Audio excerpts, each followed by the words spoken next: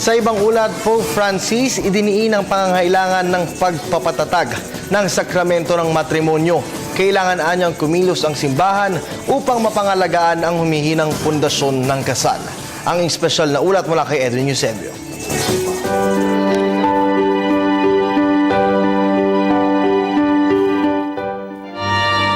Perché questo è il matrimonio, il cammino insieme di un uomo e di una donna, in cui l'uomo ha il compito di aiutare la moglie a essere più donna e la donna ha il compito di aiutare il marito a essere più uomo. Sa huling panayam sa kanya hinggil sa Extraordinary Synod in the Family, binaliwala ni Pope Francis ang mga pangamba sa pagguho ng doktrina ng kasal. Samantalang itinuturing na mahirap na paksa ang tema ng matrimonyo, ang paghahanda nito at maging kung paano harapin ang diborsyo at muling pag-aasawa ng mga Katoliko, pinansin ng Santo Papa ang pagdami ng mga kabataan na pumapasok agad sa sumpaan ng pag-aasawa. Ito ay sa pag-aakalang ang kasal ay isa lamang social event o kaganapang panlipunan.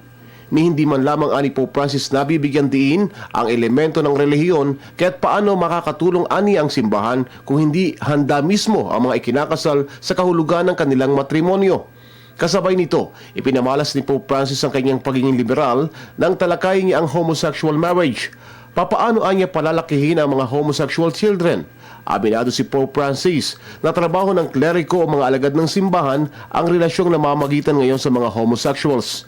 Sa halip na kondenahin ang mga magulang ng mga homosexuals, dapat anyang tulungan ng mga ito at samahan ng simbahan para ipanalangin ang kanilang mga anak na naliligaw sa kanilang kasarian. Idiniin ni Pope Francis ang pangangailangan na maging malay ang simbahan na talakayin ang maselang paksang ito ng sama-sama. Ikinalungkot ni Pope Francis na maraming obispo ang hindi pinapahalagahan ng doktrina ng simbahan hinggil sa matrimonyo.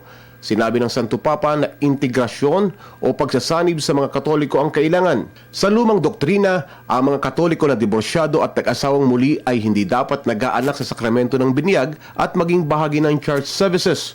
Bagay na mali ayon kay Pope Francis. Bakit anya pagbabawalan na maging ninong at ninang ang mga separado at diborsyado? Ito'y dahil magiging masamang halimbawa ba mga ito sa mga inaanak? Subalit ayon kay Pope Francis, ang mga nahiwalay pa nga at diborsyadong mga ninong at ninang ang silang makapagbibigay ng testimonya at pangaral na hindi dapat maulit ang kanilang pagkakamali ng kanilang mga inaanak. Nakatuon pa rin sa panayam kay Pope Francis ang reformang ginagawa ngayon sa Roman Curia na ayon sa Santo Papa na ang magkakaibang opinyon ay normal lamang at magandang palatandaan na masigla ang mga miyembro ng simbahang Romano Katoliko.